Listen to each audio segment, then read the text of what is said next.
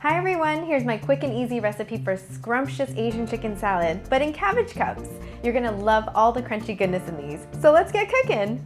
First, let's make the dressing because it's also going to double as a marinade for the chicken. Add a 1/4 cup of seasoned rice vinegar to a 1/4 cup of soy, 4 tablespoons of sesame oil, 2 cloves of garlic, 5 slices of ginger, and most importantly, a 1/4 cup of Thai sweet chili sauce. And you want to whiz that all up. Then add a 1/4 cup of the dressing to 1 pound of chicken tenders and let it sit and marinate while you're prepping the salad.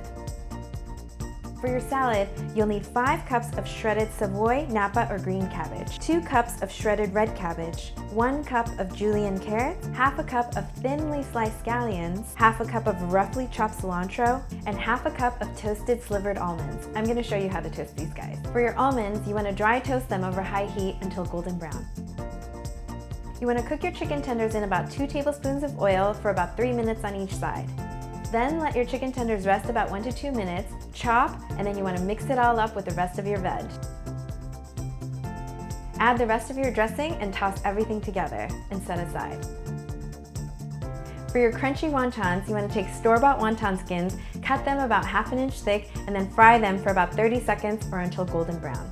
Alright, our crunchy Asian chicken salad is now ready. I'm going to plate them into these cabbage cups, add some of your chicken salad, and you want to garnish with some extra toasted almonds, some black sesame seeds, some thinly sliced scallions, and extra cilantro leaves. And don't forget your crunchy wontons.